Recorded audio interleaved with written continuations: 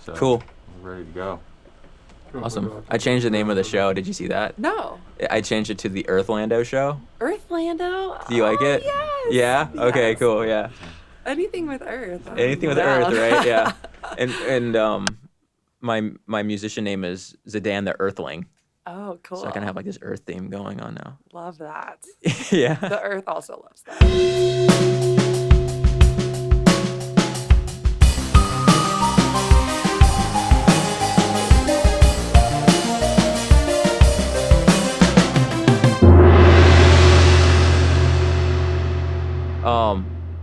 Surfing events around the Yeah. world. Is that what you said? Yeah. So my first job, I went to Rosen College of Hospitality Management at UCF.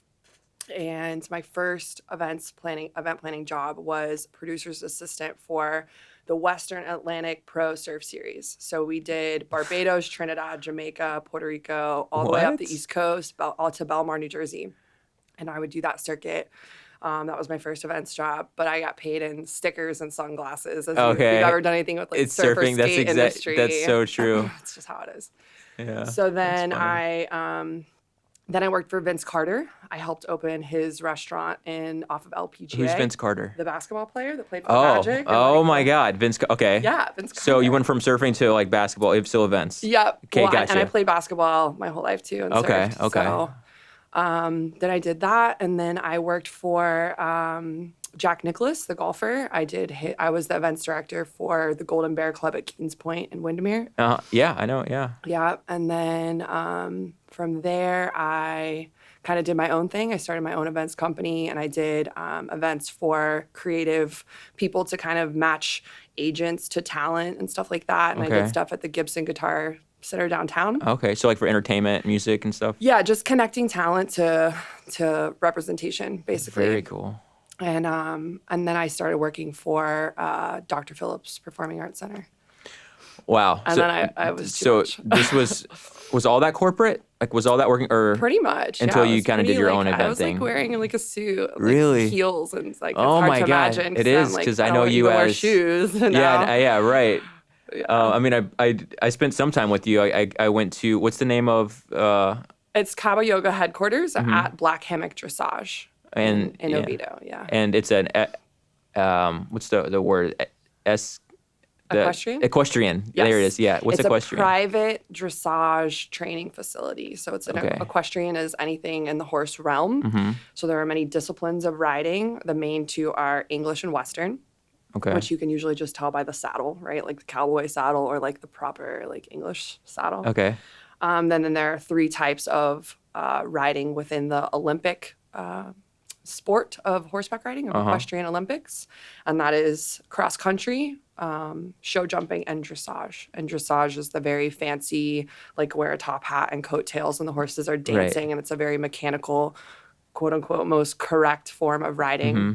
So all of the horses that we share space for are very fancy, They are very smart, intellectual. The yeah. one person that was out there riding with us when we were doing the yoga thing. Yeah, Kate. I don't want to use the word dainty, maybe precise. Dainty? Is that right? Like She was riding Willow, who is very dainty. Yeah. She's like almost a very floaty horse, and just everything is just very beautiful. beautiful. So, yeah, Definitely it's beautiful. amazing. It is. It's because they're these huge beasts. Sometimes you kind of forget if you're not around horses for a while how strong and big they are. Yeah. And to see them be so graceful, and obviously with the yoga experience to see how they're so emotionally in tune with and it's the cool, rider. I think, to see like how dynamic the personalities of the horses can be too Mm-hmm. with the riding. So if you go out to like a cowboy ranch, you're gonna have these like wild ass horses, Yeah. you know, that are just kind of like just more rugged and Yep. and more kind of outdoorsy. And then you go to like a private dressage training facility, and they're like very groomed. Yeah, and they're like everything the is just so- aristocrats yeah. of horses. Right. They've got like their bangs combed and the monocle almost. And then there's Jeffrey, who's the yoga horse. So he's like the yogi in the midst He of all. is. He's just like zen out. He is like, zen yeah, out. He's like, what's hey, up? with He his had that mala total beads like, on. what's up, man? Kind of. Totally. Yeah. The vibe is so there. Yep. And yeah, no, the personalities, his personality, I think I clicked in with immediately because he was just, He's like, I think it's like you meet people, and some people are just easy to be around. Exactly. And he was like a horse that's just kind of like, you just want to hang out. Yeah. Just want to have him around because he's just good vibes. And I think the horses that I'm used to, I mean, I don't have a lot of experience, but the last time I rode horses before this experience with you was in Texas, actually with Zach's aunt and uncle. They have a big ranch out there, and his aunt did barrel racing for years with I think double pistols and so these horses were like rugged, right? They were like war horses or something. I don't know. Yeah. And like Wild West. Well, yeah, exactly. Yeah. And they were I mean, we didn't do anything like that with them. We just kind of did some trail riding, but it was a different experience, especially with I think because we did the bareback saddle. Mm-hmm. It was like not being so separated from the horse, and it was a different experience. Yeah. What got you into horse yoga? How did you go?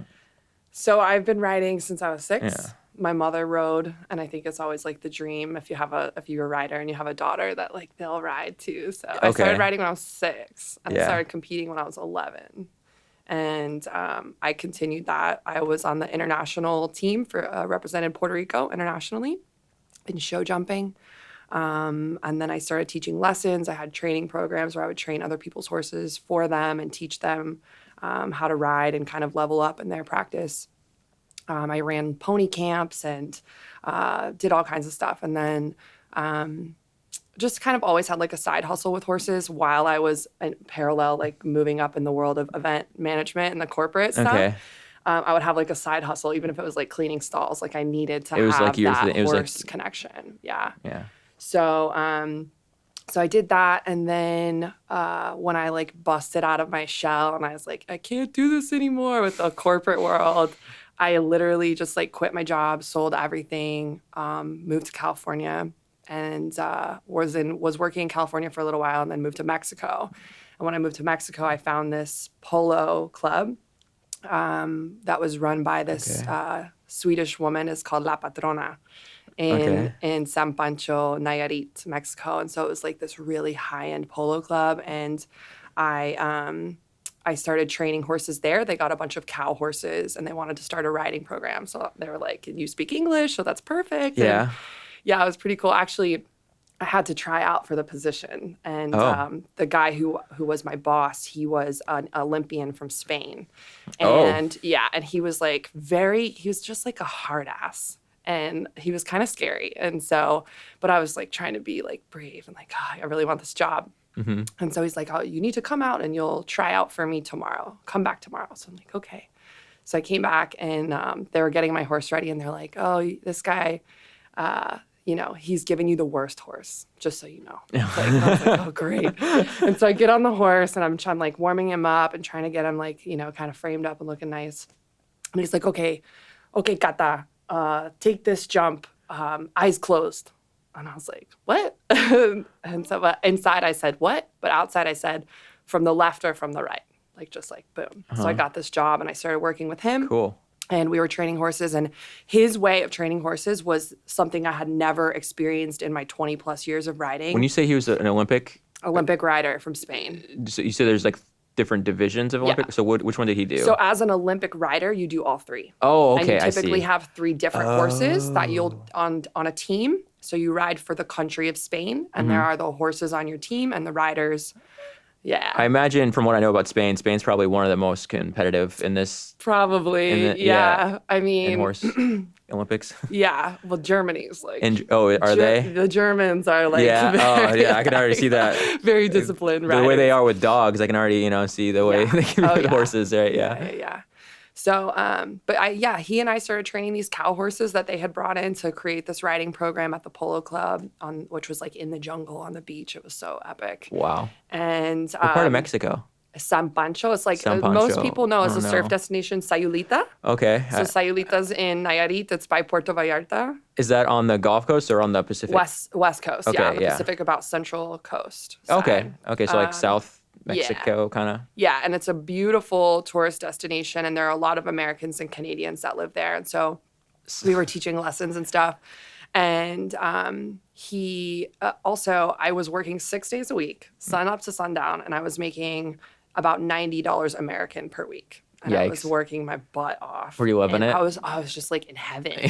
So I was like, oh my God, like this, no matter what happens after this, because I knew I wasn't going to live in Mexico forever. I'm like, I know that I need to, this is what makes me happy. Right. Even without the abundance of like in the material sense. I was just so happy and so healthy, just like being outside in the sun and like using my muscles and stuff like that. Right. And then also he had this way of approaching horses where if we were trying to teach them to do something and they wouldn't like get it right away. And in the past, my trainers would be like, push them, like make them do it. And then you can let them rest or be done or whatever. He would be like, no. Like, he's obviously not feeling it today. Like, he's got a mental block. Why don't you take him for a walk in a jungle, let him clear his mind? I'm like, what? I'm like, I really like this approach. And I had this aha moment. And I'm like, man, changes everything. So the difference is that he was actually considering what the horse was thinking and feeling. And whereas most people would just treat them as like you said, discipline. Submission. That's a good way to put it. Yeah, submission versus like cooperation. Right. Right. So yeah, that changed everything for me in the sense of how I approached my bonds with horses and how I wanted to in the future. And also like just share what I had learned and that experience with others. And then at the same time, I had been practicing Ashtanga for a few years. And when I came back to the States, I started practicing pretty like regularly. I did the teacher training, Ashtanga Mysore teacher training with Krista at the Yogashala. Same place, yeah. And during my teacher training, I had already kind of started the horse yoga thing. But then I was like, wow, like this Ashtanga application really works for a horse relationship because you have to take care of your energy first. So it's like the yamas. And then you have to make sure that the horse is good and be mindful of, if a horse is not a malicious animal. Tell people what the yamas are. So the yamas are the first pillar of Ashtanga, which is an 8-limb path. And so the first one is the yamas, which is the way you take care of yourself, cleanliness, self-love, and there's a couple different things within that.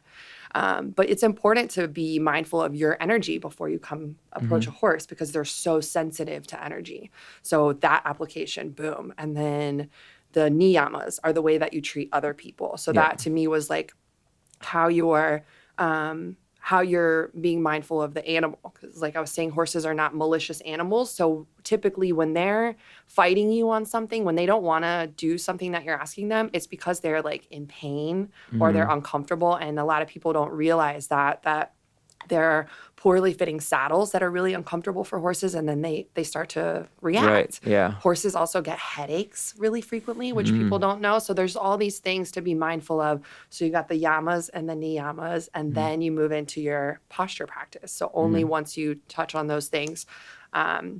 And then moving on from there through the 8-limb path, you can apply all of that to your relationship with a horse and your bond with a horse, and then reaching hopefully that samadhi, that bliss, that final stage. Right. Which is pretty dope. Yeah, totally. Yeah. I mean, I like to think of the yamas and niyamas as like your input and output. Like more simply, I think just exactly what you said. Peace in, peace out. Yeah, and I think it goes from everything from what you physically intake that becomes your body, and also what you like psychologically intake and how you put that back out. And just being around horses, I know that they can tell the difference between. And it was so interesting doing a 1-hour practice with you, yoga practice, and then approaching a horse, because I was just like blissed out. You feel great after a practice, especially when the physical part of it, but it wasn't even like a huge physical practice we did like some meditation and some breathing and stuff, but just centering ourselves. And then you're just good. Like any of the other things that you might naturally like want to perpetuate negative things, or even things that you're just thinking about that might not be necessarily negative, but you're just perpetuating and kind of dwelling on. You just kind of find yourself like really in the moment and a little bit more childlike, playful. And that's exactly what Jeffrey, I think his default is, the horse that we were with. His default is just, he's in the moment, he's chilling. Unless you're like putting something on him that's, he has to react to negatively for some reason, he's good. His default is good. Yep. And so the horse is going to reflect your energy exactly. So that's why you have to transform before you go to them, because if you get stuck in traffic on your way there and you're angry, he's going to be angry. He's going to be like, me too. You know what I mean? Traffic. Like you think about horses in a herd, that's how they survived. The energy just bleeds through the whole herd. Right. One of them sees danger, their heart rate spikes, their energy shifts, and then they all feel that and they're like, move, and that's just like stampede, Right. So when you think about that, they're just taking on your energy. That's the way that they function. And so if you're anxious, if you're angry, if you're fearful, they do the same. And so that's why that transformation portion is so important. Yeah, totally. Yeah.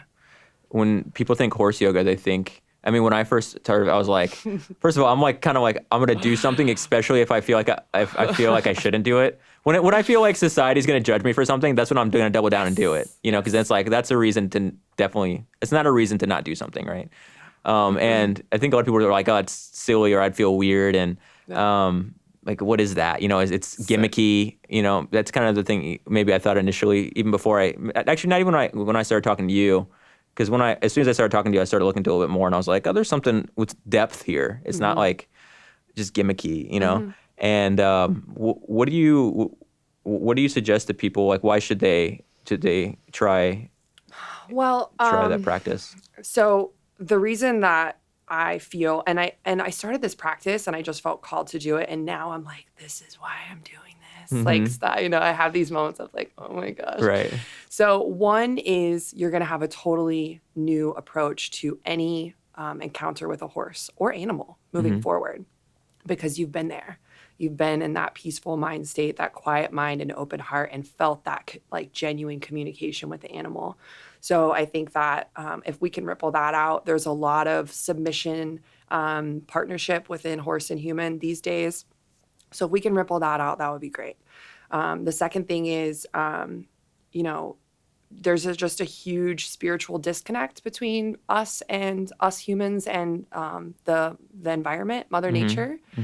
And so this, feeling that connection, feeling that oneness and that formlessness of that opening practice, and then you are so connected to the horse, that bridge just solidifies that connection.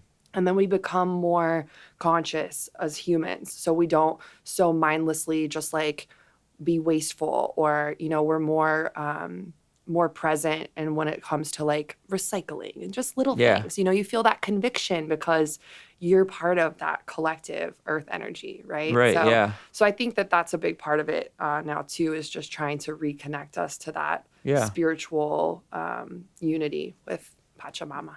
Pachamama? Yeah, Is Mother that Earth. Mother Earth? Oh yeah, okay. Yeah. Pachamama. Pachamama. I like that one. Yeah. I do. I think it's like yoga in general, I think it's expanding your perspective and just beyond your own body, like having an awareness for things around you. And one interesting thing I come across sometimes in like when I'm different gurus and stuff, they'll talk about like how you identify your body because you can feel your body. You have like sensories around it. But as soon as like for like a glass of water, for instance, like you don't consider a cup of water you. But as soon as you drink it, like that's obviously, it becomes you. And the only difference is that you can't feel that. Your nervous system doesn't allow you to identify. But even though everything isn't that, it's all, you're just an accumulation of the things you intake. Right. And the things around you are maybe the same building blocks as you. Yeah. And you don't have to get like metaphysical or anything to just have like a sense of perspective of like this otherness. I think there's like this kind of ego we create or whatever, where there's just like I and them. And especially when it comes to animals and when we're caught up in our day, or nature, and we're caught up in our day and we have like this disconnect. Yeah. And just to like slow down and stop and be in the moment. Yeah. and get that connection back. If you trace back your lineage to your ancestors, if you go back far enough, they were partaking in regular rituals to stay connected. And we're just programmed to be consumers, right? So we're like, that's what connects us, is like the beer and like whatever, you know what I mean? Right. Just all the things, the commodification that we live in now. But if you go back to your ancestry, there are these really cool practices that were part of like survival mechanisms of feeling that like homeostasis, that like connected feeling, so that you're more calm and you can just deal with things in a more balanced way. Yeah. But I mean, just talking about water, like we're the only planet that we know of that has water in liquid form. Yeah. That's like super cool. Pretty badass. And ancient rituals, water was like a medium for holding energy. And so there's so many things that you can do, from like just taking a bath or going in the ocean. And like those are ritualistic things that help you find balance. Fire too. We're the only planet that can sustain burning fire. And so that's why like ancestors would do fire gazing and just like purify yourself with fire and heat and stuff like that. So it's just these basic earth elements that are so helpful that we forget about. Well, now we just seek like all these external things that cost money, and then we're like, we can't keep up. We're so stressed out. But if you just rewind back and then you feel into that ancient connection through the elements, through plant medicine, through animal medicine. And there's so many different forms. So it's cool to explore for sure. It's funny how like advanced humans are, like how disconnected we've become at the same time. Yeah. Like you look at some animals and you're like, why can't I just be that simply happy? You know, I think one of the things I said in the video I made about my experience at CabaYoga was, animals by default, if they have all their survival needs met, they're just good. Yeah. They don't have other problems. But as soon as people have all their survival needs met, we have 1,000 other problems that we just create. Like, oh, I got to do this today and I got to do that, or my relationship, or, whatever you got going on in your life. And then the moment, though, like when your survival needs isn't met again, all those other problems that you have, there's social problems or whatever, they go away. They're not really, but we stress about them, and they dictate our life and our emotions. Yeah. Have you ever heard of there's this theory about dolphins that their ancestors actually came to land and then they went back to the ocean? I've heard some. So are you talking about like the Syrian? Like I don't know. The Sirius? Okay, you go. I'll go. I'm not talking about mermaids or anything. No, I'm talking about like dolphins swimming down from the sky. Really? Oh no. Okay. Maybe you'll I'll start off with maybe more interesting things. I mean, we can go into like a little bit of, maybe some of this might be kind of like mythology, but some of this is kind of like theory like too. The ancient aliens talk show now. Yeah. Ooh, conspiracy. No, but one thing that is a fact though is how intelligent dolphins are, and how and the way that they communicate. And they have the theory is that their ancestors came to started coming onto ground for a little while, but it was harder to live. They're like, nah, we're out They're here. like, oh no, like there's way more food in the ocean. Man, I like, wish we could do that. But humans were like, no, like we're gonna crawl on land and be like, we're gonna make it work. We're gonna make shoes and bounce. But I feel like dolphins are like laughing at us, because they're living it up in the ocean. They're just, and they eat and they just play all day. They're just playing around, and they're so smart. They have like these great little communities, and I'm sure they have their dolphin drama, whatever. You think? Maybe a little bit. I don't know. But they do pod together. They do, yeah, right. There's got to be. You can only hang around someone so long. It's actually like an evolutionary fact that all mammals in the ocean were at once land creatures. Oh, look at that. Yeah. All mammals in the ocean. And the ocean was empty? And all the mammals. So mammals. Yeah, Gotcha. so the fish came to land, evolved into mammals, and they were like, no, we're gonna go back because of the But what it's hot. It's hot. I gotta walk. It's probably around that like the Ice Age deal, huh? Maybe. I don't know shit. Either. I really don't know what I'm talking about. So the thing that separates us, right, as humans, is ego. Yeah. So at some point we developed the ego, and so I think when you're going into those social issues and stuff like that, and like what is our like issue, what's our problem, it usually goes back to your ego in some form. If your needs are if your needs are met, and you still like have something going on, like some agita or whatever, like it's probably has something to do with your ego. Yeah, definitely. But what I was thinking is dolphins in the sky. Yeah, I didn't even know this. So there are depictions on like hieroglyphic kind of depictions in caves and stuff in South America and in Asia of whales and dolphins swimming down from the sky and into the ocean. Wow. So they were like, there's a theory that they came from this other planet and they're like a higher intelligence. And so there are like theories of like star ancestors. And one of them are, there's like the Lyran nation of like the cat galaxy. Oh, right. Yeah. So there's like cat people, like all the crazy cat people are probably like descendants of the this. the Lyran Yeah. nation. And then there's the Sirius planet. I think it's the planet Sirius, which is like the dolphin and whale nation nation. So they like swam down from the sky.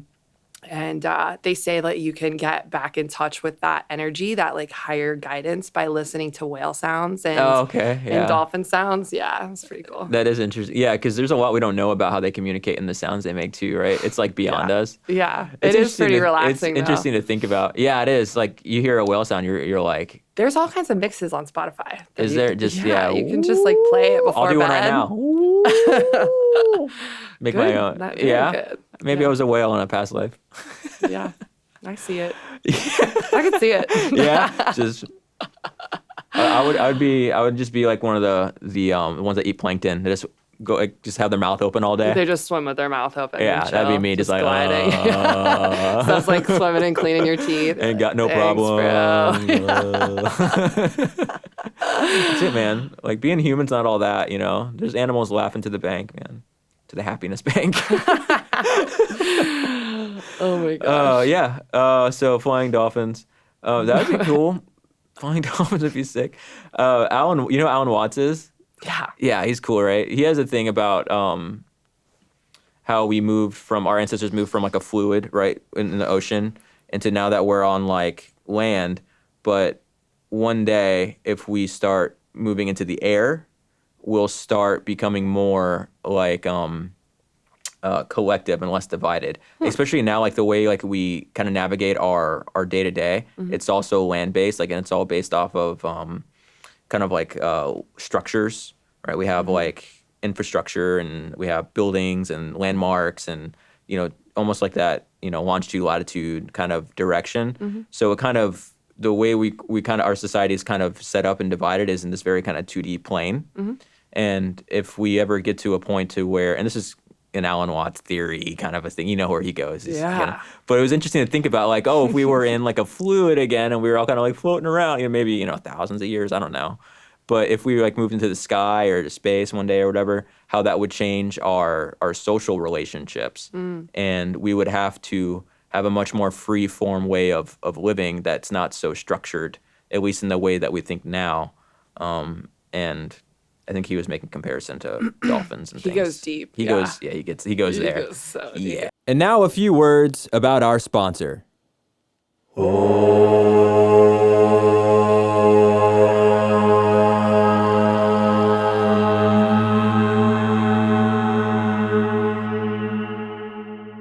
Castledor Studios is a music production house located in Orlando, Florida, and it's where I choose to record episodes of The Orange Lando Show.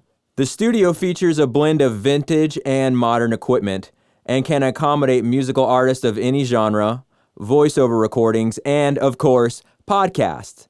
They can help with anything audio related. Castledor Studios offers free tours. Come check out their amazing facility for free. There's nothing to lose. They also offer free open house events like their monthly songwriter night where artists share and critique each other's work. It's free, people.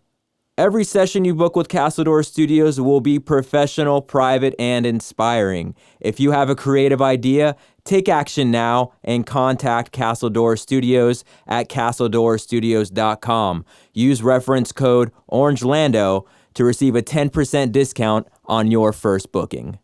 All right, back to the show.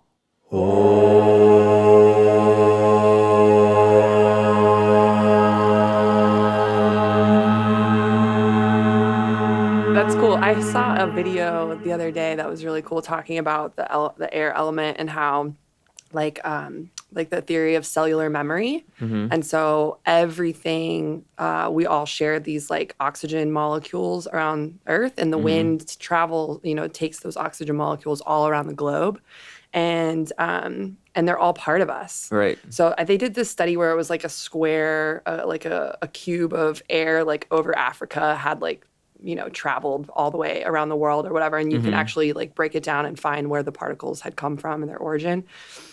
But Wow. But we're all shed like 1 million cells per hour. Wow. And so there's literally like this dust around us, which is kind of like your aura. Right. And so your aura, the color of your aura and the energy of your aura is essentially a combination of what you put into your body and the energy that you have in your body.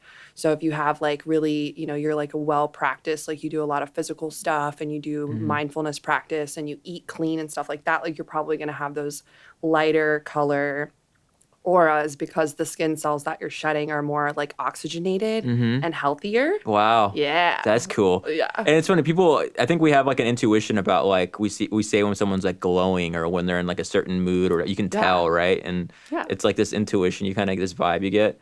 The more I go into this kind of stuff and the more I actually think about the stuff that really makes sense to me, without getting like too mystical or anything. Too late. I mean, like the mystical stuff, it's fun to think about, but the stuff that really affects my life is the stuff that I know is just a fact, right? So when I think about, like you say, oxygen, like it's literally all around us and it's exchanging constantly with us.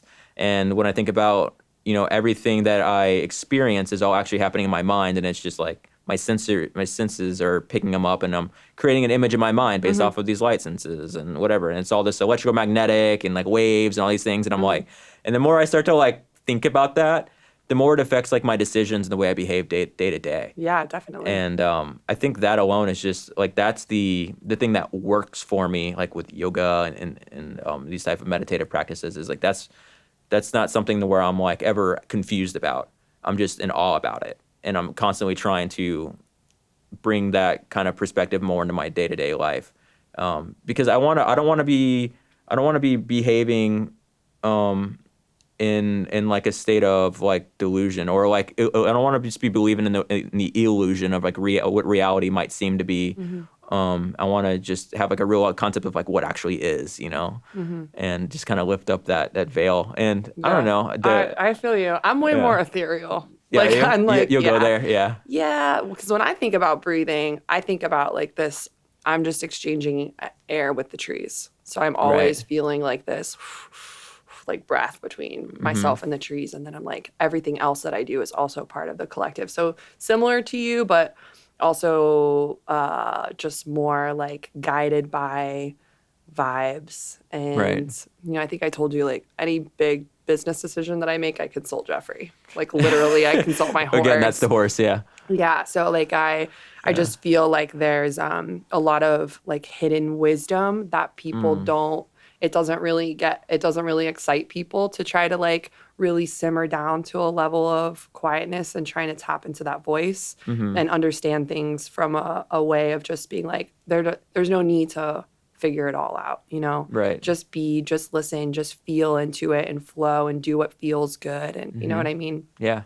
So similar, but we're also different. Different, similar, yeah. Well, I think kind of also what you're getting into is like just kind of like feeling this flow, and maybe more of it's more about feeling for you, right? Like it feels right. And I have this kind of personal philosophy that I kind of think about like with destiny and fate a little bit. Whereas when I'm doing things without really feeling them or thinking too much about them, when I'm just being reactive and just not being so conscious, but being just compulsive, I feel like I have less say in my fate than I would if I'm making conscious decisions. Yeah, right? You probably just succumb to the brainwashing, and you're just like, right. You're a puppet at that point. Well, at one point, the universe is either, I think, is just like pushing you and you're just kind of like reacting to it, or you kind of realize that you're a part of the universe and responding with it. And I feel like that kind of can push your fate and your future into different directions. Well, I think there's two factors that push us. And one of them is the natural, like, earth energy and that connection. And then at some point, man figured that out. And then they're like, okay, how do we, like, synthesize this and make people feel like they have that compulsion to do something, but it's so that they purchase this or that, or so that it serves us. You know what I mean? Versus like the higher good or whatever.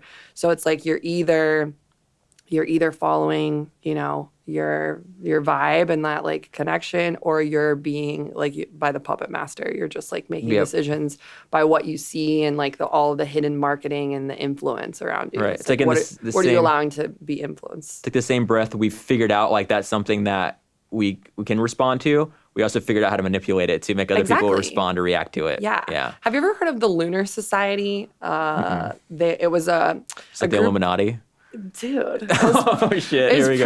pre-Illuminati. This is it right here. So it was a group of men in the British Society in the 1700s that gathered. They would gather under the full moon. Okay, Sick. It was like Thomas Jefferson, Abraham Lincoln, Darwin. Like they would all get together on the full moon and talk about stuff. Yeah. And there's not a whole lot of information about what they discussed, but they created like master plans for designing the United States and like how Washington D.C. is designed. If you look at it from above, there's like this grid work that looks like the space signals, and then there's like the obelisk and all of that stuff. So I think that they may have been the crew that really sat down together and put all of their genius ideas together and figured it out. And we're like, okay, well, how do we make this? Like, how do we control this? Right. You know?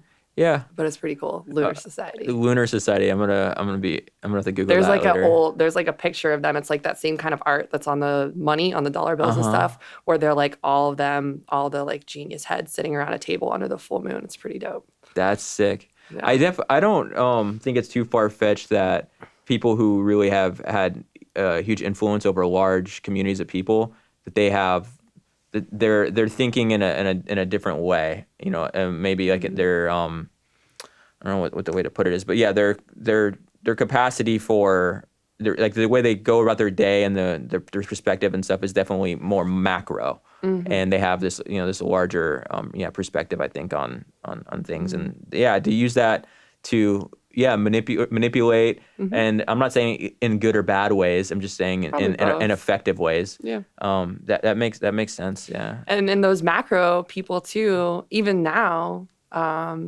use like astrologers and doing business plans and executing like, changes in their business and stuff like that. They align with star energies. Do you like astrology? That's you, right? Okay, Yeah, that's where I totally. fall off at. Yeah, I host virtual moon gatherings. Yeah. And I all of my yoga classes, I try to tie in some astrology in there and just be like, hey, this is what we're all feeling right now. Like right now, Scorpio season. Okay. Scorpio season is pretty intense, but in a really good way. It's the season of transformation. Oh.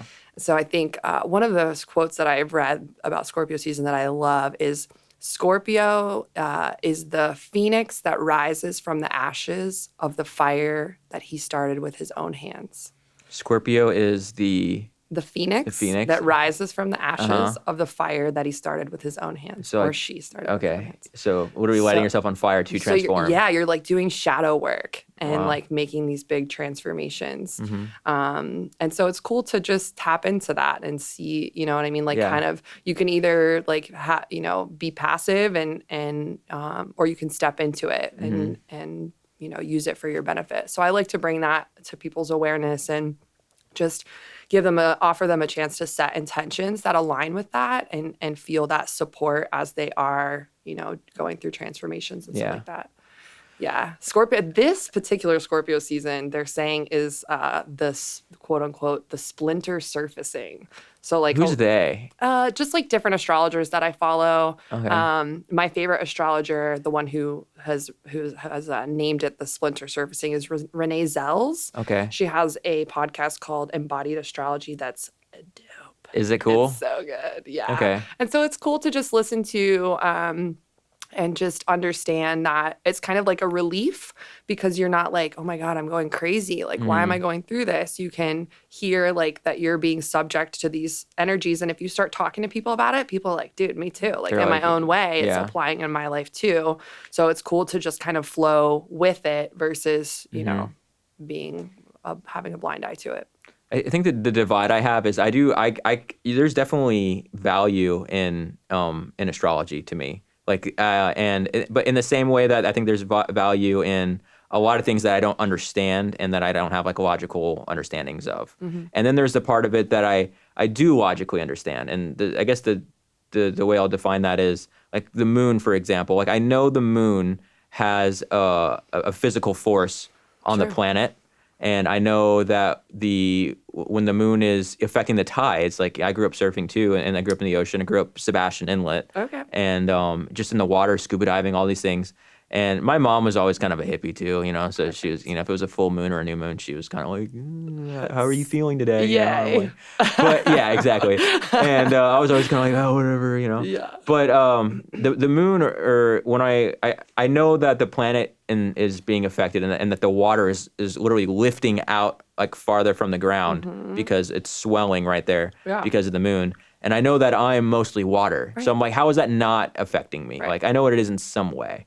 And so like that I can wrap my head around. And then but when people talk about like Mercury in retrograde or, whatever they say, and all these other things, like where I can, it starts to become a little bit more disconnected. And when they start putting a lot of definitions behind it and meaning behind it, is where I can still find value in it. Like listening to that, like I think you said in talking to people about like how this might have a similar, are you feeling this way? Are you going through this transformation right now? Or, are you at low energy right now? Is Right. this why?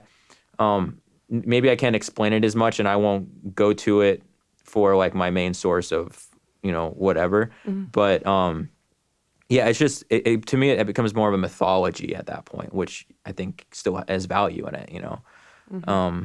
But I guess really too, I don't really know who to listen to. That's the thing, is it's so And what they're it can getting be there. very complex and it can seem very unapproachable and very woo-woo until Woo-woo. you hear it from the right person, or you hear it from multiple people that it's broken down in like more layman's terms and more understandable. So that was actually my thing too. It's just like I think astrology is cool, but I could never like do my own chart. Like I could never chart Right. astrology. Like that Right. to me is just crazy.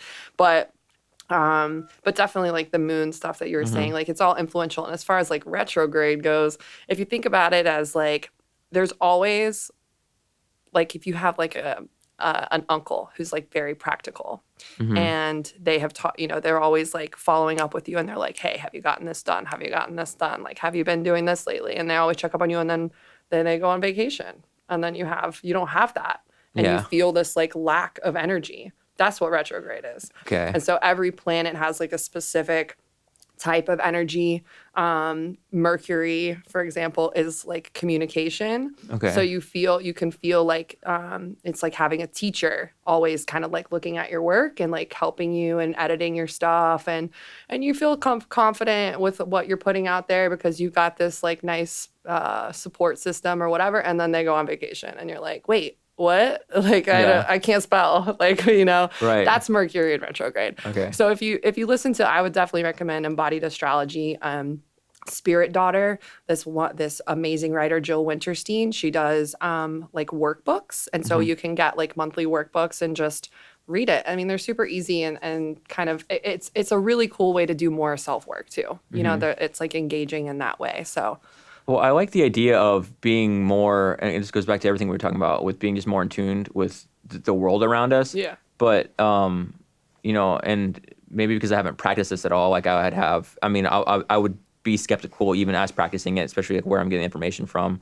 But kind of knowing like, it's just, I'm always pretty aware of where the moon is and things, but just knowing like all these like physical bodies that are literally, in orbit around the sun with us, and how, like, there's no way that we're not connected to it some way. Like we have to be. It's just like ancient pharaohs being and aware of it, kings maybe. and queens and whoever was ruling nations in ancient times, they all had an astrologer in their court too. So how, you know what I mean? So I don't think that I don't know why that there's been this like disconnect. It's always like maybe because it serves us to help us be in our highest potential, and where there's a lot of things going on for us to kind of be dumbed down so that we don't make the best decisions. There's no market for ourselves. value to it, right? You can't really sell astrology. And once you start doing it, it kind of diminishes what the value probably is. Yeah, but I mean, it can be empowering. So Right. if you're running That's a country and you don't want everyone to be empowered because you want to have the Okay, power, yeah, then maybe right. you say, well, that's silly. Like Right. that's floozy stuff. Like, don't Maybe believe that. maybe like Really. Elon Musk is actually like totally an astrology, and he's like, oh, Absolutely we're going to is. Mars. I can, because he's Absolutely is. right. He's just Yeah. he's a planetarian. Yeah. Maybe all the big dictators all these people. They're just I'm like sure they're Putin yogis. has his Putin's a yogi. He's got like a guru in his home and like an astrologer. I think he and- does like morning meditations. I know he rides horses. He does, huh? Oh, yeah. Oh, see, He's Look got at- beautiful horses. He's actually. Not that I'm a like supporter. But, you know, I'm I've sure seen if the he has pictures. horses, though, he's got the best. Yeah. I'm sure. Yeah, Yeah, of and the course. Russian horses wear really cool gear too. Do they? Yeah, they wear like these dope headpieces. And Yeah. stuff. Russians are interesting. I got into chess, just kind of switching up a little bit, like in the last couple years, a little bit. Oh, I'm not like late comer with the Oh chess yeah, game. yeah. No, because like I mean, I knew how to play, but I was never like. I mean, I knew the rules, anyways. Okay. But anyways, one of my friends and I we'd start playing and stuff. When we were hanging out, and we're very competitive. This friend and I, and so just by default, we kind of like one of us, if we got beat by the other person, we would just have to go learn more and then come back when we did the other person. It was like this chain effect, right? So we kind of, without really meaning to, just got better at chess. Lifting each other up in the chess game. In the I most love it. negative way.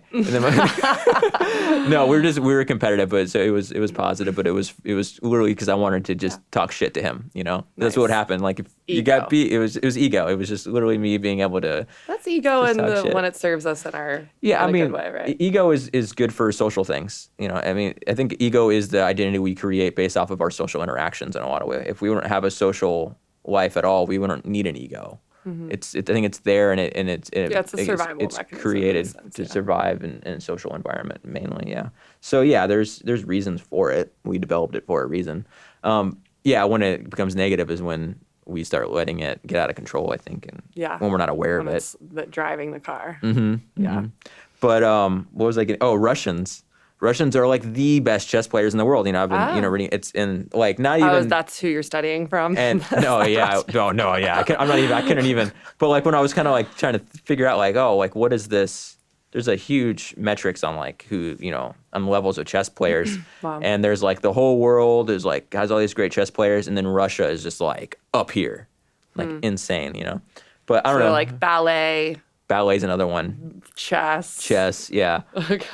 Fancy horses. I don't know. Space. Maybe space. Yeah. Yeah. No. Yeah. Space travel. They were the only ones putting people into the ISS for a long time, and yeah. Do you know about shungite?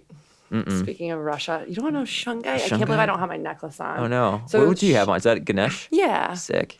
Scorpio season. Ganesh has got my back. The Ganesh is the blocker of obstacles. Right. Yeah. Move her up. Yep. Yeah. Yep. So I've been doing my Ganesh mantra every day and rocking this Hell through yeah. Scorpio season. Ganesh is the shit. But I usually wear a shungite piece, and shungite diffuses EMF. Is it a crystal? It's a rock. It's a rock. It's a rock that came from an asteroid that landed in Russia Shut 200 the years fuck ago. up. And it diffuses 5G. Like literally, it diffuses EMF, specifically 5G. And so now it's becoming more popular, but it's this really cool black rock. And Wait, 5G, like, what's 5G? 5G, like cell phone tower, like Is that radiation. isn't that like a conspiracy thing? Like, is that No, like if what you is have this? pretty new phones, I'm pretty sure you have 5G. Yeah, but I mean, there's just I know. I'll show you. I have it on my phone. What's bad about 5G though? I don't get it. 5G. What's the big- So this is shungite. I literally have it on my phone, and I'm pretty sure that it makes me have terrible service. But I think if it's affecting electromagnetic but I magnetic don't waves, care. yeah. I think so. No, 5G. They've done a lot of studies, and oh my gosh, I'm gonna sound like such a kook now going on my 5G It's okay. rant. Go ahead, do it. So it's like stuck on I probably there. won't believe this part, but I'm there with you. It's okay. I don't Yeah. care. No, yeah. No, this is science. You can look it up. Okay, yeah, I'll look it up. So they've done studies of having 5G within your range. People that like countries where there's a lot of 5G towers going up, and people are just getting depleted of energy. It just like Really? wrecks your immune system and can cause a lot of different things to happen within your body. But this stone is from an asteroid that landed in Russia that's 200 cool. years ago. And they did all these tests with it, and like the electroscope tests and stuff. And they saw that like how it was able to diffuse negative ions and 5G and EMFs and stuff like that. And so I have a necklace that I usually wear when I come into Babylon, into Winter Park and like downtown area. When you come in, yeah, because I call this you Babylon. live out in the like a little utopia. There's and literally literally, you can't You come even in get here. Wi-Fi where I'm at. No. There's a waiting list to get hardwired, and it's like, it's not going to happen for a long time. Wow. And there's no signal, so you can't even have a Really? hotspot. So, like, there's no live videos. There's no Netflix in my life. There's like nothing. You might as well be on the moon. I know. with It's horses. great. It is. Well, I tell you, when you go I'm out there, on the moon with horses. when I got out there, it was quite the opposite of being stuck in traffic. It was just like, oh, there's no traffic. There's just know? like the expanse around you. You can feel it, right? Yeah, it's pretty cool. Yeah, it is. It's funny because when people come out there, they start off and they're like, oh, it's so quiet out here. Like it's just so peaceful and so quiet. And then we do all those exercises to like heighten your awareness and tap into your hearing and you your hear sense of sight. all the nature. And then, and then by the time that people leave, a lot of times it's like windy and like there's birds and they're like, God, it's so loud out here. Yeah. You know? And like, yeah, Totally. you're more tapped in. I get it. My way of getting in nature is usually in the water, but I've been doing a lot of paddle boarding. I think I told you a little bit about it, but yeah, out in the springs and stuff. And you go out there, especially I go by myself most of the time. Actually, like every time this summer. Yeah. And right. and I'll go out there and I'll pack like a light lunch and I'll just on my paddleboard out in nature. Maybe and I have an inflatable, so it's super light. So if I want to get out of the water for a minute, I can just pick it up and go like trekking through the mangroves or somewhere. Kind of. Sometimes I'll be kind of like, oh, I'm in an alligator den. I got to get out of here, you know. 'Cause it's Florida's a swamp. Oh yeah. But I love it, and sometimes it's so loud, like with nature. Yeah. Especially the birds. The birds are insane. I'm pretty sure I came across a bird orgy the other day, actually. Like they were. You're like, I'll just keep paddling. Yeah, that's exactly. Don't I mind was just kind of me. like looking. I just saw a bunch of these white birds and like dozens of them, and they were. Full on. I'm pretty sure they were banging. Yeah, it's cool. I'm actually like slowly evolving, I think, into a bird watcher. I'm going to be one of those. Like, oh, when I'm yeah, old. yeah. Because when you're out there so much too, you hear the noise and then you spot the bird, right? And then like moving forward, then you'll be doing something and you hear it and you're like, oh, that's a woodpecker. Woodpeckers are awesome because they sound like they're laughing. And so you can be doing something dumb or like something like I'll find myself doing something like ego forward, like I'm trying to post a story or something and I have no connection. I'm just getting frustrated. And then the woodpecker will go by and be like, and it just sounds like it's laughing. And I'm like, okay, thank you. Yeah, it's just laughing at you. Or like the hawk and the funny. the eagles and stuff like that. But it's cool to like start to recognize the sounds around you and what they are. And I could totally get into bird watching easily. Yeah. I know I could be that person. Yeah. There's especially in Florida, the birds are so cool. Yeah, they're there's so they're like dinosaurs. I get a lot of this time. I feel like I'm in Jurassic Park when I'm out there. yes, especially like the sandhill cranes. Yeah, totally. They sound like little dinosaurs. Yeah, and the way they move, they're like they're kind of like especially when they're hunting, like a lot of the cranes with the long necks, they'll do like this like kind of movement, like I'm doing like this weird serpentine movement with my hand, but it's almost like they're kind of like, I don't know, they have like this kind of like watery flow to them. I don't know. Yeah, So like some the of them- curvature of their body starts with toe stepping out, Yeah. and then they like totally roll forward. Yeah. I mean, but some of them literally, like, when they're like, they'll be hunting like lizards or something out of a bush, and they'll be doing this kind of like sway. And they're like swaying, and then there's like They're like hypnotizing like little the ninjas. thing. Yeah, exactly. They're so They're like, cool. yeah, exactly. Like you have to look out and get hypnotized, and they eat you. Yeah.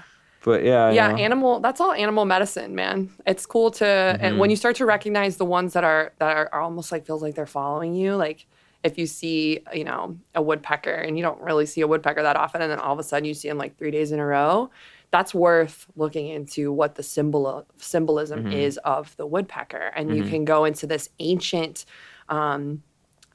beliefs of ancient studies of animal medicine through like native cultures and all these different cultures. Almost every culture really utilizes animal medicine, and you can see what that represents, and that's really cool too, to feel that support from nature in that sense. Yeah, the birds, bugs, like everything. I was doing a class actually the day after you came.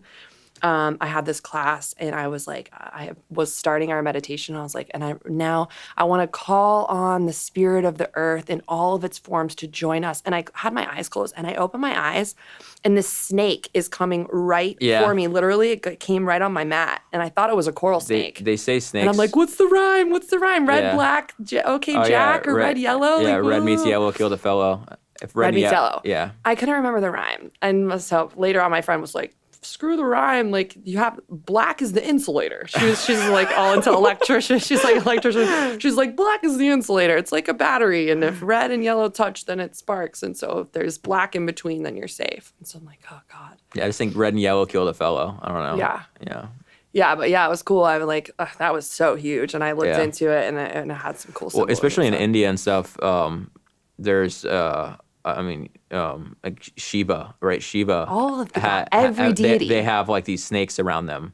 Yeah. And it's like this idea that snakes have this, they can sense your awareness or like that. Egyptian gods too. Yeah. Yeah, I mean, Mexican gods like Quetzalcoatl, the Mexican snake god. Oh, Yeah. so cool. Mexican snake god. That's It's gotta on be cool. all of the Aztec pyramids.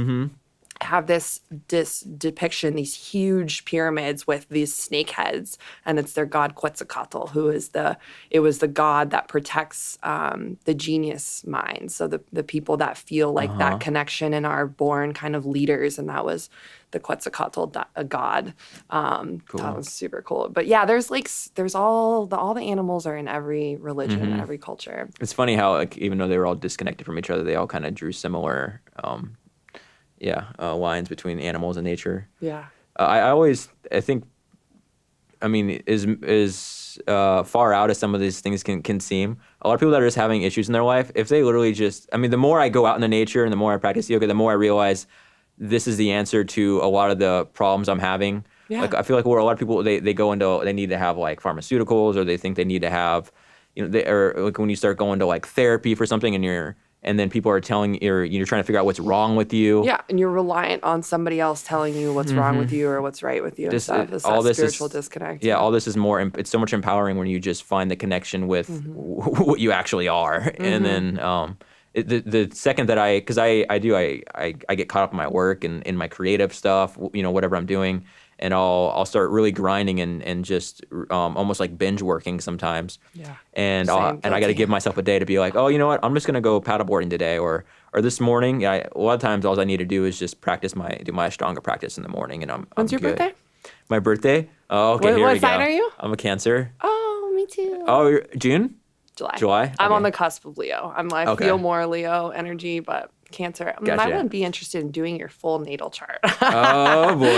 All right. Because I feel like you have some do it. Virgo, Capricorn tendencies too. Yeah? Yeah. I don't know. I'm June 27th. But Cancer, if you're a Cancer sun sign, then you have the Capricorn full moon energy too within your month. So yeah, I'm just curious. What's the difference between the sun sign and the moon sign? It's just where the sun was when you were born, Oh. which constellation the sun was behind. So literally the energy of the sun was filtered through the constellation or was filtered with the constellation when you were born, depending on where the coordinates of where you were born and the time and the day and everything like that. So you can get like a full natal chart, a full report of where all the planets were and where the sun and the moon were. Dude, it's crazy. Yeah. It's like you don't need therapy. You can go. I mean, I'm all for therapy. I don't want to say that. Nothing wrong with therapy. No, but yeah. therapy's the best. I wish I could afford it. yeah, totally. But natal chart, it helps you understand yourself a lot. So stuff like that too is like really, really beneficial, I think, and it's free. You can go on CabaYoga.com. You put in your birthday, month, year, time, city you were born, and it gives you a full reading, and you can read it, and it's like, you're like this because this and this and this, and you're like, oh my God, it's true. Yeah, I think our mutual friend Jen Miller, I think she might have done that to me for you once. Actually, now that I'm thinking about it. And yeah, she did. But and I remember, and I was kind of like, fuck. Like, I can't deny that, some of these things, and like I said, even if you don't really understand it or whatever, like I still find value out of exploring that whole thing. Another one is past life regressions. Past life, like this is the reincarnation kind of a thing going on? Like if you can find someone that does a reading of past lives and you can understand like some of the things that you're struggling with in this life can be because of like at this age in your past life, this happened to you. Oh, shit. So that's why you feel this all of a sudden. You're like afraid of small spaces. Like a karma thing? Well, like a karma thing, but yes, because you can work through your karma if you know that you can like pinpoint it. Yeah, I've done a few That's past interesting. life regressions, and they've like been Really? so crazy. Yeah. What's your past lives like? Um. Were you So human still? I will, as far as Is well, that the only is ones that that I've done, I've been okay? human. Yeah. All right. I did one. My mother and I are very close. We're more like sisters. Okay. And in my past life regression, she and I were sisters in this nomadic tribe in Northern Europe, and we were shit. the seers of the tribe. And so we would predict, or we would navigate our travels of the tribe based on our intuition. And so we would avoid like weather patterns and danger and stuff like that by our divine guidance. Okay. And then I started to use my power for my own benefit. And yeah. So you were the I was manipulator? excommunicated from the tribe, and I was sent to live in the woods forever, and I was known as the witch in the woods for the rest of my life. So I had no friends and only animals. And so they say my guide that did this for me said that that's why my mother is my mother in this life, because she's making sure that I don't slide off the tracks again. As cool. we're presented. And it was interesting because like it was about the time that I quit my job and sold everything and moved and like, said fuck it and just left, was the year that she told me. And this was before I even quit my job. She was like, oh yeah, when you were in your late 20s is when you started to manipulate with your powers and stuff Right like on. that. And then you went to be the witch in the woods. And I was like, later on I was reflecting, I'm like, I'm all alone out in the You're woods still kind with of my dog and my horse. I'm like, you're kind of this you is kind of really are weird. that witch right now. I know. Like not an evil witch, but like Yeah. you're kind of witchy. Yeah. Speaking of Thank witches, you. witches and wizards, have you ever done the Harry Potter thing? I've never housing? been to It's like the Harry same Potter. thing, like the like finding out your house, the sorting, okay. right? I feel like Yeah. that's like. What house are you? I was putting very in right happy because now? I've gotten Slytherin for you're totally everything. Slytherin. Yeah. I was like, Yeah. I think I don't know what house I would be. I mean, I would love to say Gryffindor, but you think? Yeah, you could be. I don't know. If you were a witch in your last life, though. but not a bad witch. But not a bad. So Yeah, right. actually, my Actually, true. family I come from a long line of witches. Yeah. My 5 great grandmothers on my mother's side was named Belzora, and she came from Scotland to the United States. And I don't want to call it witch, but there's some like white magic stuff that has been passed down through the generations of my mom's side of the family for many years. And so there's some weird stuff that my family does, like if you have a planter's wart on your foot, then we would take you to a dirt road that has a fork in the road, and you would put this certain kind of stick in the road, and once it's flattened by something moving over it, then it would cure your wart. Wow. Like weird stuff like that. Okay. But yeah, it's cool stuff to play with.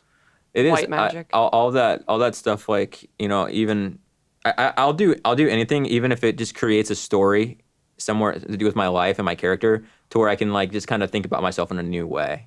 And that's what I think about, like when you're talking about having these readings done or someone talking about your past life. And I get a lot of value, and I think humanity is always getting value out of story. You can fiction, nonfiction, whatever, and just changing your perspective up and putting yourself in these shoes that in this different scenarios. It's to me it's boundlessly interesting and valuable. Well, it can help you in develop some your way. character too, which I think will help propel you on your journey. Sure. Your whatever your path is. If the more that you can kind of figure out your personality and your likes and dislikes, and you can kind of develop that niche and then go on your unique path. Hell yeah. Well, we got to wrap up. Okay. So we went all over. It was the so easy. place. It was so easy talking to you. No, that's what this is. Honestly, this whole podcast for me is just a reason to talk to interesting people and to go to those places. Yeah. So this is super fun. Thank you so much for coming on, Caitlin. Thanks. Yeah. Thanks for having me. We'll do another one Thanks next for year, bringing maybe. me out to Babylon for the day. Thanks for leaving your utopia. Get the witch out of the woods. Right. For a little Starbucks and some podcasts. Yeah, right. Get your taste. Cool. Well, I'll put all the information about you and CabaYoga just outside of Orlando. Yeah. I highly suggest people come out and to do one of your events. And, Ritual club events. Ritual clubs, and get a little yoga in you. Yep. Cool. Do it. Right on. Thank you. Thank you.